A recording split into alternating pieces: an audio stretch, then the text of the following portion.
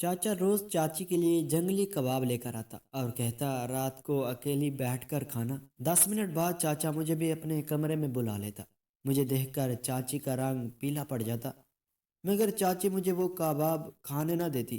ایک روز مجھے چاچے پر شک پڑا، میں نے زبردستی چچی سے وہ جنگلی کباب لے کر کھا لیے۔ اس کے بعد جو ہوا، میں ماں باپ کا دنیا میں نہ ہونے بھی کسی قدر تکلیف دہ ہوتا ہے، یہ مجھے آج پتہ چلا تھا جب میرے اپنے سگے چاچا نے مجھ پر آہ یہ کہتے بھی میری زبان لڑکھڑا رہی تھی۔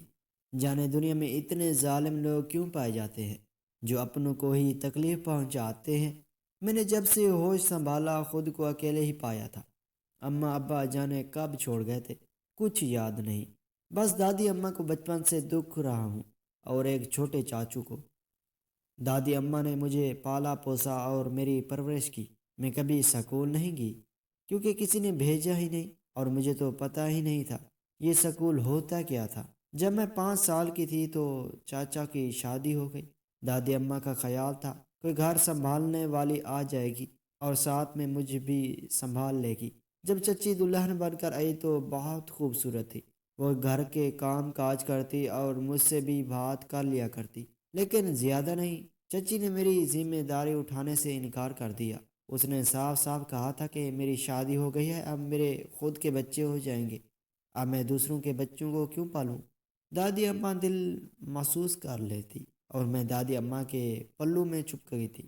بس وہی ایک انسان تھی جو مجھ سے پیار کرتی اور میرے کھانے پینے کا خیال رکھتی۔ وقت گزرتا گیا، میں بڑی ہوتی گئی، لیکن خدا کے حکم سے چچی کے گھر اولاد نہ ہوئی۔ چچی اور چچا نے بہت سی دوائی لی، لیکن اللہ تعالیٰ نے اپنا کرم نہ کیا تھا۔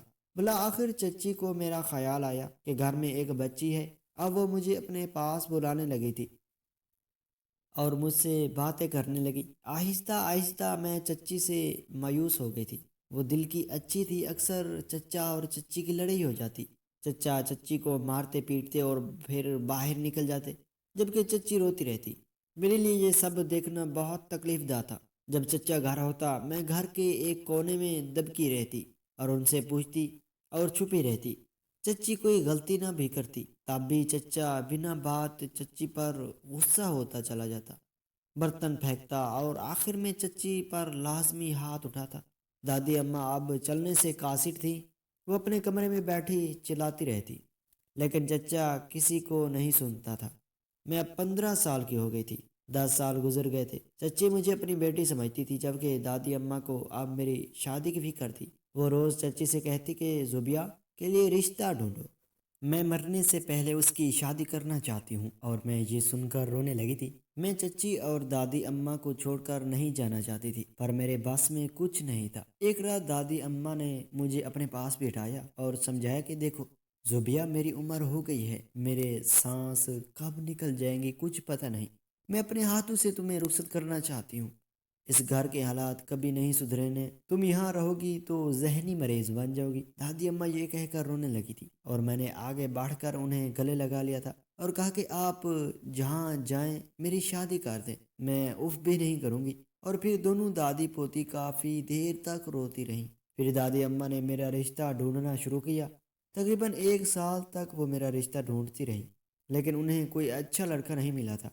کچھ لوگوں کو میں پسند نہ تھی کیونکہ میں ان پڑھ تھی، اور باقی لوگ لالچی نکلتے جنہیں جہیز چاہیے تھا، جبکہ دادی اماں کے پاس کچھ بھی نہیں تھا۔ اور چچا کو تو شاید میں یاد بھی نہیں تھی کہ ان کے گھر میں کوئی لڑکی بھی رہتی تھی۔ وہ گھر ہوتے تو میں چپ رہتی۔ اور پھر 1 سال بعد دادی اماں کو بالآخر ایک لڑکا پسند آ گیا۔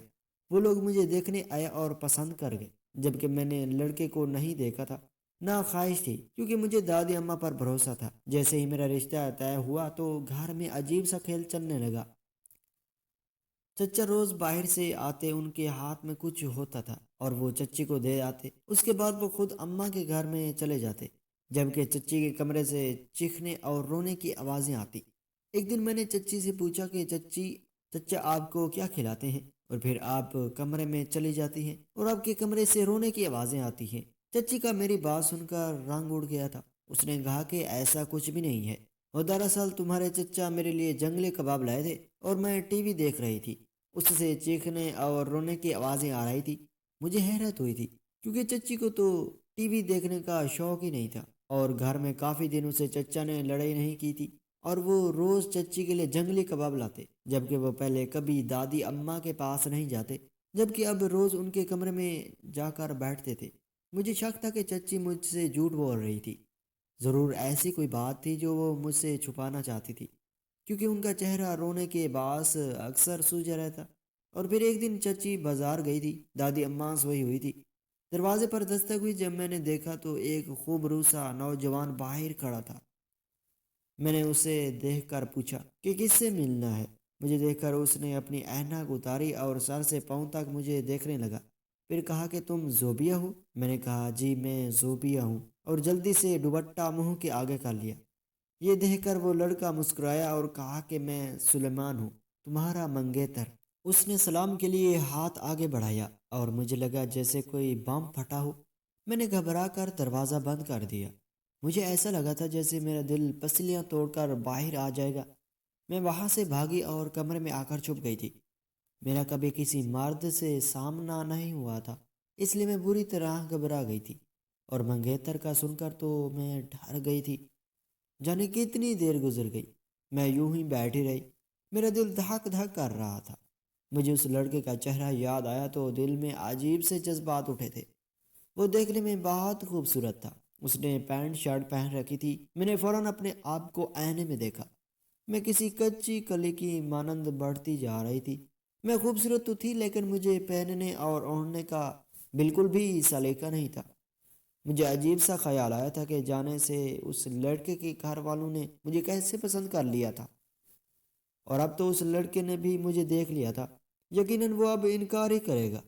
دل میں عجیب سے خیال اور وسوسے اٹھنے لگے تھے۔ پہلے میں نے سوچا کہ دادی اماں کو اٹھا کر صاف بتا دیتی ہوں، پھر خیال آیا کہ وہ کیا سوچیں گی، اس لیے میں نے انہیں نہیں بتایا تھا، اور میں نے چچی کو بھی نہیں بتایا تھا۔ شام ہوتے ہی چچا آئے اور چچی کو ڈبہ پکڑایا، جسے پکڑ کر چچی کے چہرے پر خوف ابھرا تھا، ان کی آنکھوں میں پانی بھی تھا۔ چچا خود اماں کے کمرے میں چلے گئے تھے، اور چچی وہ ڈبہ اٹھا کر اپنے کمرے میں چلی گئی۔ ابھی کچھ ہی دیر گزری تھی جب چچا کے کمرے سے رونے کی آوازیں آنے لگی تھی۔ میں پریشانی سے ادھر ادھر ٹہلنے لگی، سمجھ نہیں آ رہا تھا کہ کیا ہو رہا ہے۔ 20 منٹ بعد چچا دادی کے کمرے سے نکلے اور اپنے کمرے میں چلے گئے، ان کے ہاتھ میں پانی کا گلاس تھا۔ میں یہ سارا منظر پریشانی سے دیکھ رہی تھی جب دروازے پر دستک ہوئی۔ رات کے اس پہر کون تھا؟ چچا باہر نہ نکلے تو مجھے ہی جانا پڑا تھا۔ وہاں ایک ڈلیوری بوائے کھڑا تھا جس کے ہاتھ میں ایک گفٹ پیک تھا۔ اس نے کہا یہ گفٹ زوبیہ کے لیے ہے۔ مجھے شدید حیرت ہوئی تھی، میری تو کوئی سہیلی نہیں تھی، پھر یہ گفٹ کس نے بھجوایا تھا بھلا؟ وہ لڑکا مجھے گفٹ تھپناتے چلا گیا تھا اور بتایا بھی نہیں کہ کس نے بھیجا ہے۔ مجھے تو نہ پڑھنا آتا تھا اور نہ ہی لکھنا۔ میں نے کمرے میں آ کر وہ ڈبہ کھولا تو میری آنکھیں پھٹی کی پھٹی رہ گئی۔ ڈبے میں ایک نیا موبائل جگمگ کر رہا تھا۔ میرا دل تو تیزی سے دھڑک رہا تھا، دل چاہے ایسے باہر پھینک آؤں، پر اس سے پہلے ہی موبائل پر بیل ہونے لگی۔ سمجھ نہیں آ رہا تھا کہ کیا ہو رہا تھا، مجبوراً مجھے فون اٹھانا پڑا، اور دوسری طرف سے جو آواز مجھے سنائی دی تھی اس نے مزید مجھے حیرت میں مبتلا کر دیا تھا۔ ہیلو صوبیہ، میں ہوں سلمان، یہ فون میں نے ہی بھیجا ہے، اسے سنبھال کر رکھنا، اور ہاں کسی کو بتانا مت، میں جانتا ہوں تمہیں چلانا نہیں آتا، بس جب فون آئے تو اٹھا لینا۔ اس نے اتنا کہا اور فون بند کر دیا تھا، جبکہ میرا دل تیزی سے دھڑک رہا تھا۔ میں چچی چچا کو بھول چکی تھی، سلمان نے میری توجہ اپنی جانب کھینچ لی تھی، اور پھر میری ساری رات اس ڈر میں گزر گئی تھی کہ کسی کو پتہ چل گیا تو کیا ہوگا، اور سلمان نے مجھے یہ فون کیا کیوں؟ مجھے ٹینشن سے نیند ہی نہیں آئی، میں بس اس فون کو دیکھتی رہی۔ پھر مجھے رات کے پچھلے پہر فون آیا تو میں نے وہ فون اٹھا لیا تھا، اور پھر سلمان نے مجھ سے باتیں شروع کر دی، یوں جیسے ہم بچپن سے دوسرے کو جانتے ہوں، اور اب سالوں بعد بات ہو رہی ہو۔ ایک دو دن جانے کتنے گھنٹے میں اسے باتیں میں لگی رہتی۔ مجھے پہلی بار کوئی سننے والا ملا تھا۔ میں اپنے بچپن سے اب تک کی ساری محرومیاں سلمان کو بتا چکی تھی، یہاں تک کہ جو آج کل چچی چچا کے درمیان چل رہا تھا وہ بھی بتا دیا تھا، اور پھر جانے کب میری آنکھ لگی مجھے پتہ ہی نہیں چلا تھا۔ اگلی صبح میں لیٹ اٹھی تھی، دن کے 10 بجے چچا جا چکے تھے۔ میں جب چچا کے پاس آئی تو ان کی طبیعت بہت خراب تھی۔ جب میں نے پوچھا تو انہوں نے بات ٹال دی۔ سلمان سے ایک دن بات کرنے بعد مجھے اعتماد ملا تھا۔ میں ابھی سے سوچ چکی تھی میں نے شام میں کیا کرنا تھا، اور پھر سارا دن سلمان کی کال نہیں آئی۔ سارا دن اس کا خیال میرے ذہن میں چھپکا رہتا، اور پھر شام ہوتے ہی میں نے اپنے آپ کو تیار کیا۔ چچی کی طبیعت خراب تھی۔ میں نے انہیں اپنے کمرے میں لٹایا اور ان کے کپڑے پہن کر کچن میں چلے گئی۔ کچھ دیر چچا کچن میں آئے اور جنگلی کباب میرے پاس رکھ دیے، اور غصے سے کہا کہ آج یہ سارے کباب لازمی کھانے ہیں، اور پھر وہ چلے گئے تھے۔ میں نے وہ ڈبہ اٹھایا اور چچا چچی کے کمرے میں آ گئے۔ میں نے ڈبہ کھولا تو اچھی خوشبو آ رہی تھی، اور پھر میں نے ڈرتے ڈرتے وہ کباب کھا لیے تھے۔ بس پھر کیا تھا، مجھے لگا کسی نے میرا گلا دبا دیا ہو۔ میری سانس رکنے لگی تھی، کوئی مجھے اندر سے کاٹ رہا تھا۔ اور پھر میں نے دیکھا چچا کمرے میں آئے، لیکن مجھے فرش پر گرا تڑپتا دیکھ کر ان کی آنکھیں ابل آئی تھی۔ وہ غصے سے چلائے، کیا یہ تم نے کیا ہے؟ تم اس راز میں شامل نہیں ہو سکتی۔ اور پھر انہوں نے آگے بڑھ کر میرا گلا دبانا شروع کر دیا۔ میرا جسم اب ڈھیلا پڑتا رہا، مجھے لگا کہ میں مر رہی ہوں۔ پھر جو آخری چہرہ میں نے دیکھا وہ سلمان کا تھا، جس نے چچا کو مجھ سے ہٹایا تھا، اور پھر میرا ذہن تاریکیوں میں ڈوب گیا تھا۔ کہانی کچھ یوں تھی کہ چچا نے مجھ سے چچی سے پسند کی شادی کی تھی، اور اب 12 سال گزر جانے کے باوجود جو اولاد نہ ہوئی تو چچا نے دوسری شادی کا سوچ لیا تھا، بلکہ ان کا کسی لڑکے سے تعلق بھی بن چکا تھا۔ لیکن نکاح نامے کے مطابق چچا تب تک دوسری شادی نہیں کر سکتے تھے جب تک چچی اجازت نہ دیتی یا وہ مر نہ جاتی۔ چچا نے بہت کوشش کی لیکن چچی نے اجازت نہ دی تھی۔ پھر چچا نے ایک پلان بنایا تھا اور چچی کو جنگلی کباب لا کر دینے شروع کر دیے، اور کہا کہ یہ روز کھاؤ اور اس سے تم جلدی ماں بن جاؤ گی۔ یہ دم کیے ہوئے کباب ہیں، پر دراصل اب ان کبابوں میں ایک خاص طرح دوا ملی ہوئی تھی، جسے روز لینے سے بندہ اندر سے ختم ہونا شروع ہو جاتا، اور پھر ایک دن ہارٹ اٹیک ہو کر مر جاتا۔ اس لیے چچی روز تڑپتی رہتی، پر وہ جنگلی کباب کھاتی بھی روز تھی۔ اور سلمان، وہ ایک پولیس آفیسر تھا، اسے خبر ملی تھی کہ اس کا گھر ایک شخص یہ والی دوا لے کر جاتا ہے۔ چنانچہ اس نے چچا کا پیچھا کیا اور پھر اسے پکڑ کر تھانے میں لا کر بیٹھا دیا تھا۔ ناظرین، یہ ہوتا ہے برائی کا انجام۔ ہمارے بزرگ کہتے ہوتے ہیں کہ غلط کاموں کا انجام غلط ہی ہوتا ہے۔ ناظرین، ایسی کہانیاں سننے کے لیے ہمارے چینل کو سبسکرائب کریں۔ شکریہ۔